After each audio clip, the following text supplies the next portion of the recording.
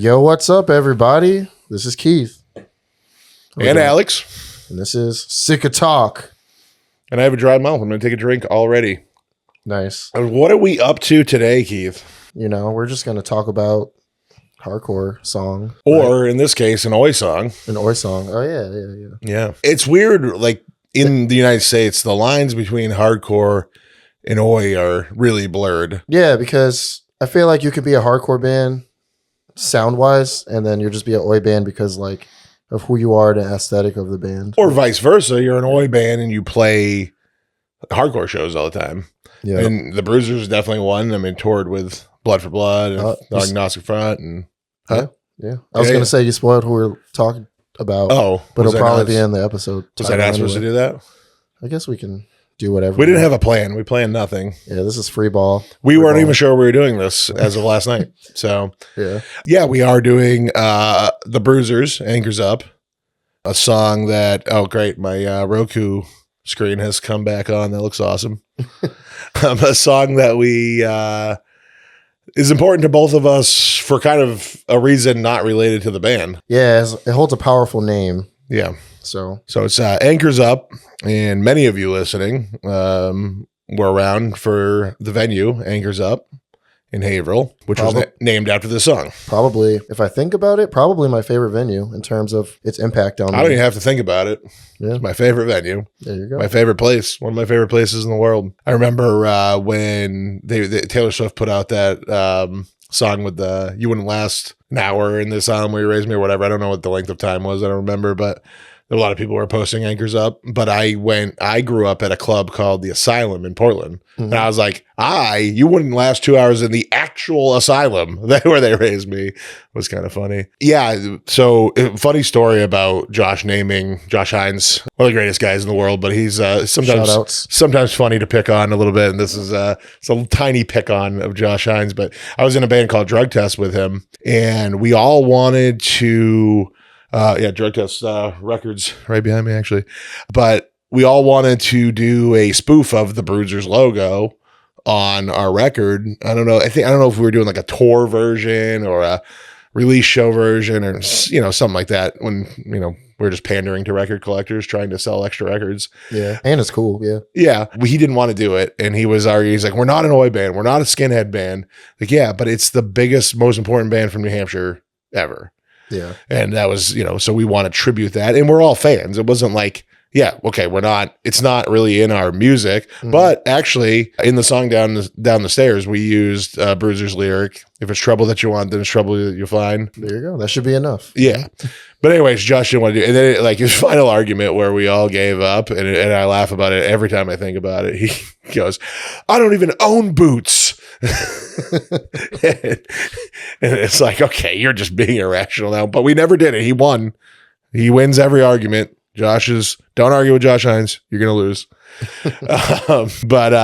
So we were just talking before we started recording, and you said it about the lyrics. Oh, yeah. Like, Bruisers, like, they love to just squeeze, like, fucking 5-paragraph essay into, like, a minute and 30 seconds of songs. Yeah, it's really impressive what Al can do with just stringing these lyrics along, that it's like, oh, all those words fit there, and how do I do it? And then you listen back after reading them and you're like, oh, all those words are there. Yeah. But what I meant was we had never really paid attention to what this song was about. Yeah. And it seems to be, we printed out the lyrics. Let me what did I do with my lyric sheet? It seems to be legitimately, and I may get corrected on this, but it seems to be legitimately about sailing a boat. Yeah, being with your crewmates, your boys, just fucking sailing off to seas. And then that makes me think, then there was shipping up to Boston. I see a theme going on. Also, I mean, I honestly have never looked at all the lyrics to that,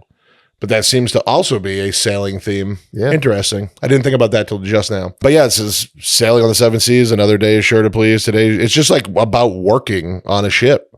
It's kind of interesting. But then we were joking around. It's like, well, Anchors Up was on the club, was on a body of water. Yeah, that's true. And I always said I would like to figure out how to, and I never did it, but I lived in Manchester most of the time that Anchors Up was in existence. And I always wanted to take some sort of watercraft from Manchester along the Merrimack River. And I believe there's some dams in the way, so I would have to get out and like cross some streets. Yeah. But from the Manchester to a show at Anchors Up, and I never did it. Dressed as a pirate. That would be awesome. Yeah. Anything you want to say before we listen to the song? I was going to say, like, back to like squeezing all the lyrics into, you know, a song. As somebody who's like in a band that I play bass and sing in, and we do a Bruisers cover, not this song, but I have covered songs where like trying to squeeze all the words is really hard to do while playing an instrument. Very hard. Yeah. You can't fudge music. Yeah. Like you can't, like it's mathematical. Yeah. But lyrics you can a little bit because you can tweak the way you say a word. Like hip hop's big on like, you know, making things rhyme that don't rhyme. Yeah. You know, and like it's the same thing with when you're a singer in a punk band. Like you can figure out how to say a word a little differently to squeeze it in there for sure. I also like sometimes I'd go to cover, like when I was singing in a hardcore band, we go to do a cover of a song that like I knew like all the lyrics, but then when I try to do it myself, you're like tongue twisting over yourself. It's like, oh, this isn't working. Oh. Why isn't this working? And I'm like, I've been singing along in the pit to this band for a decade. You know, it's like, I can't do it. But like when we listen to the song, you'll hear it's like, it's pretty dope how he does it. Yeah, it is. I mean, hands down, and I joke about this. Scotty V, who's a longtime member of the Bruisers, played with us in Yellow Stitches. And when we were on stage, I got on the mic and I said, "Hey, Scott, how's it feel to finally play in the greatest New Hampshire oi band of all time?" But truly, it's for the Bruisers. Yeah. 100% hands down, none better. And yeah, let's listen and see why.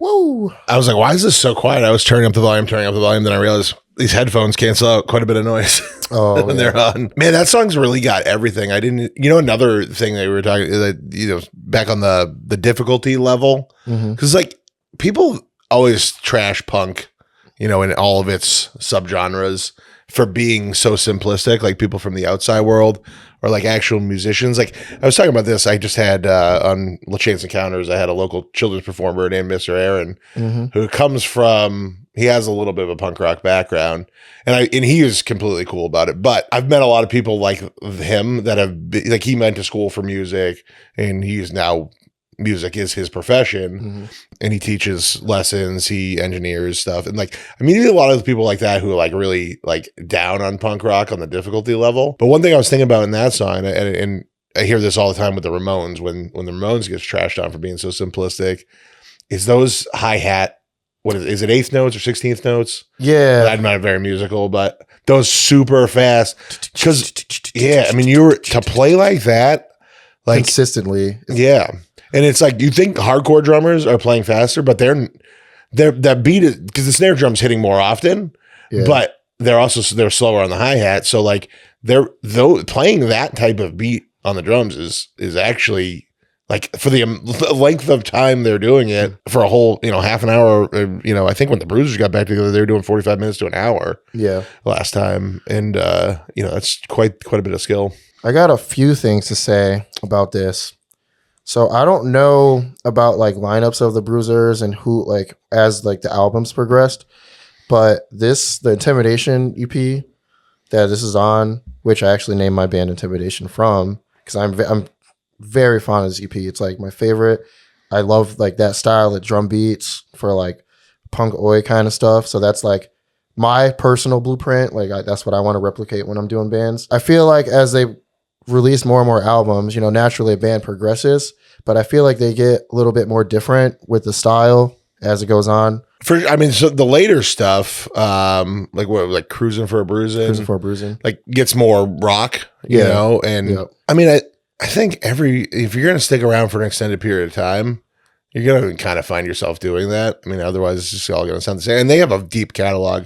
I'm a good mutual friend with Al from the Bruisers. My friend, I'll call him Billy Moonbeam today. I'm not sure what he likes to be called publicly, but anyway, but he said to me one time, he said the Yellow Stitches would be the greatest oi band of all time if your catalog was as deep as the Bruisers.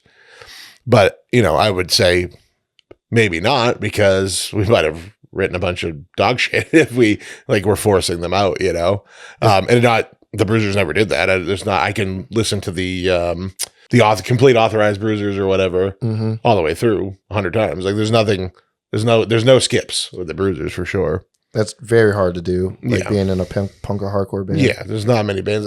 I'm like not a full album guy. I'm a very ADHD when it comes to listening to music. I'm just like, okay, next band. And I'll go from the Bruisers to Madball to Bruno Mars to Johnny Cash. I'm like genre swapping, so for me to say there's a band that I can listen to everything all the way through, that's few and far between. And honestly, that I know, like we were talking about different genres earlier, like the melding of genres, or whether a band is this kind of band or that kind of band. That's straight up just they're like a kind of like a hardcore band right in the beginning. The Intimidation, not Intimidation. Is it? Yeah. The mosh bar in the beginning. Is it Intimidation? Dun, dun, dun, dun, dun. Well, there's two different. I'm thinking of the wrong song right now.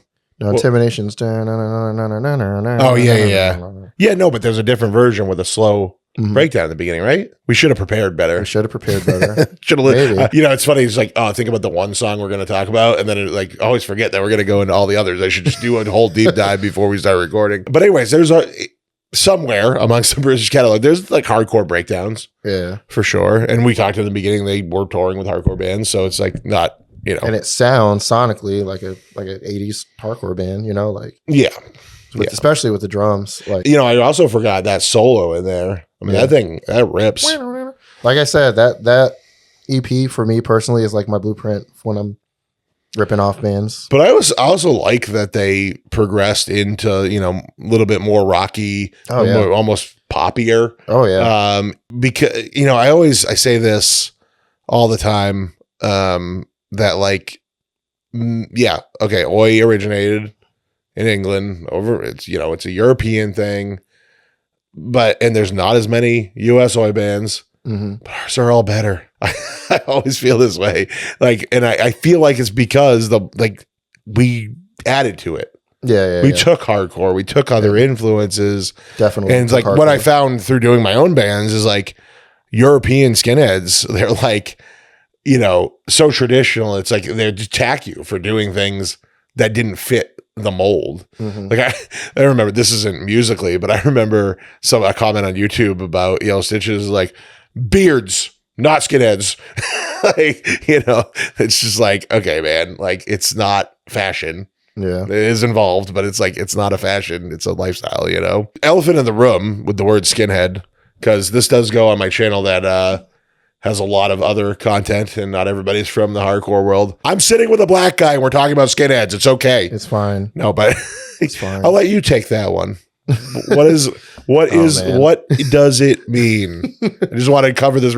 Most people, you can just skip this if you're a hardcore kid, boy kid, whatever. But I just want to cover it real quick. What is a skinhead? For the normies who think that skinhead just automatically means like white power racist person, that's not the case. It didn't start like that. It started when Jamaican immigrants and in the UK, brought over their like culture, I don't know, rude boy culture, all the early like ska, reggae, like all that stuff. And it kind of blended with like the youth culture, and skinhead movement became a thing. So it's really like, and it was actually a couple decades before bad actors kind of co-opted the style and gave it a bad name. And unfortunately it still exists till today, even though most of it, I'm not going to say it doesn't exist, but most of that element's gone. Yeah. So, I mean, you can easily just look that up or watch a documentary or something. Yeah, but nobody does. Yeah. Nobody does. But I keep saying, I hope that, because the band Skinhead has been doing very well, and it's like being seen by people who aren't, from the subculture. Yep.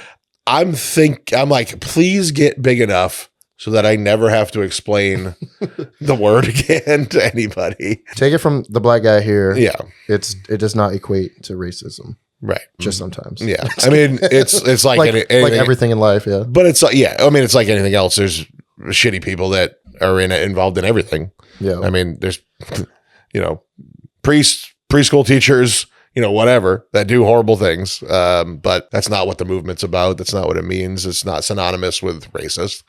So just wanted to cover that real quick. But, and also, if you ever read American Hardcore by Stephen Blush, he had some bullshit in the first edition when he spoke about New Hampshire, because he went at the end of he talked about a lot of different regional scenes of the early days of hardcore, and his synopsis is American hardcore movement was 1980 to 86, and everybody else is just copycats. That's his bullshit argument. No, the lineage continues. We're all connected. But he also called, when he at the end, he was doing a lot of regional things, and then he, like any state that kind of wasn't mentioned, he just went through real quick and said, the only thing that ever came out of New Hampshire was the White Power Act, the Bruisers. Lie, wrong, dumb, didn't research it. You're an idiot. You suck. So anything else? Wrong. Yeah. Have you gotten to see any of the Bruisers reunions? You must have. No?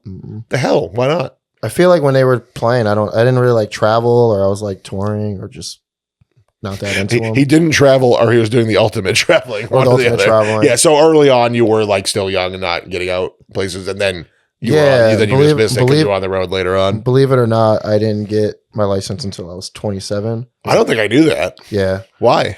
Long story. Like my family never had, my mom never had a car. Just okay. We were just like public transit people. Okay. Yeah. And then it would be like friends that would pick me up to go to shows and stuff. And if it was something I really, really wanted to go to, like New York or Boston, I would just take the bus, stay at a friend's for the weekend, and come home. Yeah. See, it's always so foreign to me because I grew up in rural Maine. It's like public transportation wasn't a thing. Mm-hmm. It's like you meet people from New York all the time that don't drive and have never driven. I always forget that that's even an option. I had one thing I was going to say before. Oh, so yeah, I was going to talk about right before 2,000 tons of TNT the first time. 2,000. I always feel like I mess it up. Is it 2,000 tons of TNT? Yeah. I get confused because a ton is 2,000 pounds. Yeah. So it's 2,000 times 2,000 would get you the poundage. 2,000 tons of TNT. Pete Morrissey, why are you making me do math? Say that 5 times fast. Anyway, right before they did one of the reunions there, they played a secret show in Portsmouth outside, and that was my first time seeing them. And it's kind of weird. Like somebody mentioned me to the other day, like talking about the 10-year fight just did a reunion, and they were like, "Oh, it's kind of like a public practice, basically," which was what the Bruisers reunion was. It wasn't exactly public, but enough people knew it. There's probably 100 people there for something that was supposed to be a secret. But I just remember that was just epic for me because that was my first time seeing him. And it was like, wasn't expecting it. There was no anticipation. Like I just got a text, hey, do you want to ride? Well, I got invited to this. I can bring, so many people. You want to come? And it's funny. So many people were mad at me that I didn't tell them. But I was told it was a secret. I didn't want to be the jerk. I've screwed up secrets in hardcore before and paid the price for it. I was like, I'm not going to do it. But people were mad. And then it was outside. And I was like, what? I mean, I figured it was just like a small closed space. That's why they didn't want it. I was like, it's outside. Anybody could have come. But anyway, that was still, they played like on a loading dock, Portsmouth, New Hampshire. And like, it's, the origin of the band is there. And it felt like a special moment. And then their set at 2000 Tons of TNT was also incredible. I remember there was a staged a crowd surfing wheelchair, which was something I had only seen once until very recently at the Haywire show at the skate park in Boston recently. That's wild. Yeah. All right. Well, anything else you want to add on? I think we covered it. Yeah. This song can be kind of dangerous just because of the name. So I could go into like a hour-long rant about the importance of Anchors Up, the venue was. I mean, feel free. Formerly Welfare Records, then later became Acres Up. I think it was only under the Welfare Records name for like a year. 2007, right? Yeah, before Mike was like, I don't want to do this and gave it to Josh. But I just want to state how important of a venue it was for me. It was about 2 hours from where I lived. But you were there all the time. I was there all the time because... And wait a minute. That was before you were driving. It was before I was driving. Holy because cow. Here's the thing. Because Josh, my first band was his band Alert, like this youth crew band. And right off the bat on MySpace, he like messaged us, was like, I really like your band. I want to get you up there. And I had went to the Edge Day show 2007. And I was like, oh, this venue's so sick. And that was my first time. And I was like, wow, he's putting... Was that the Half Heart one? Yes. And that's the National crazy. National Geographic came and filmed. Yeah. Yeah. But he asked us to play a show, I want to say, with like True Colors, youth crew band from Belgium. And I was super youth crew mode at the time. Like I liked a lot of stuff, but like that was like, I was in a youth crew band and he asked us to play. And I was like, oh my God, he asked us to play like a dope lineup. He doesn't even like know us like that. And I thought it was cool. And we played and he would just consistently. Had you been going to Anchors Up regularly before that?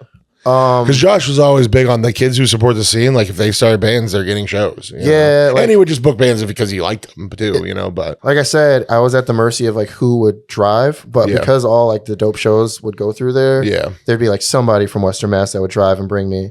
So like I couldn't name, I'd have to look at like a listing of all the shows in 2007 and 8. But they Anchors Up, I mean, I was there. I mean, in some weeks I was there 4 nights. Yeah.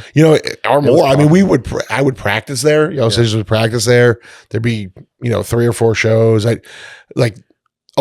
Josh got most of the weekends, but what a lot of people never realized was there were shows going on all the time. It just wasn't always hardcore shows. Yep. Like I remember working some it was like a jam band. They had a projector up on the stage, like those overhead projectors that teachers use. And they were just had like this clear pie pan filled with baby oil and food coloring that they just kept like doing designs on the overhead. Oh, wow. It was like a I don't know, if you were into mushrooms, I feel like it would have been a cool thing to watch.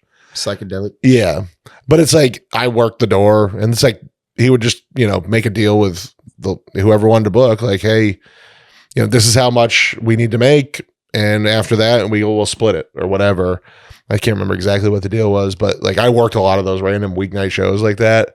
And like what was neat, and I talk about this all the time, especially recently, but like any of the local kids, like kids that lived in Haverhill or even around the Merrimack Valley would like just stop by when those things were happening, just chat and just like shoot the shit and like, just support, like, because it was miserable. I mean, and I think it was cool because everybody recognizes, like, okay, we're going to do the hardcore shit, but we need more money flowing in. Yeah. So, like, it's important that people are here to, to take care of it and watch it. And, it's not like the club never made money. It lost money a lot of months. And, Josh had to work. He lived far away. The funny thing was like everybody that was in the early days, everybody that was helping, we didn't live anywhere near there.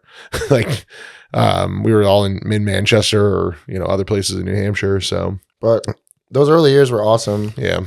And like you said, like the younger kids that would come to the shows, I remember specifically like kids would circle pit all the time there.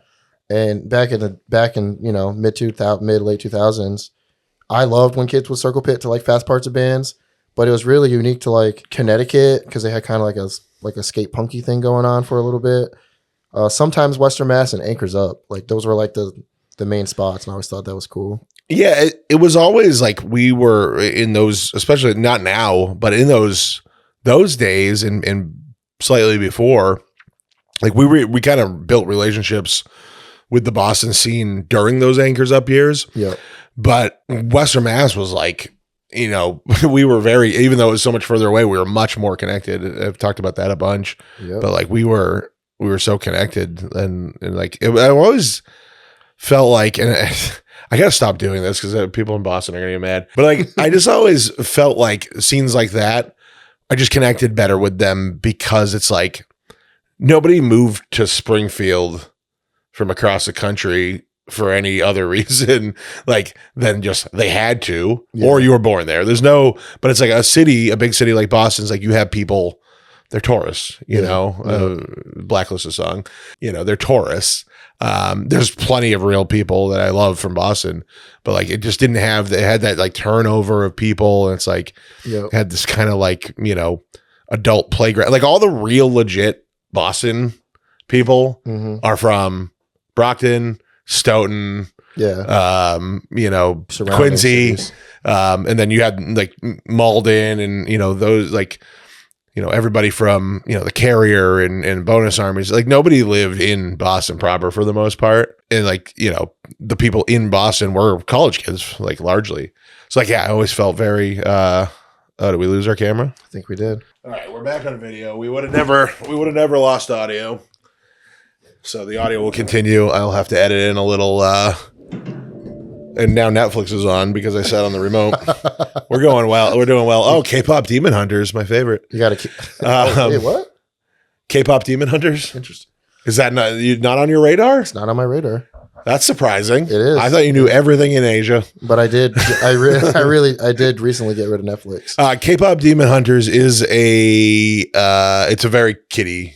Oh, it's not an anime or anything? I don't know what the style is. I think it may be anime style, but it's my 8-year-old loves it. Oh. And all her friends, they like sing all the songs. It's like a musical. Oh, then definitely not on my radar. Yeah, because they're like a K-pop band that fights demons, I think is the it's a kid I've never watched it. I've only heard about it through the children.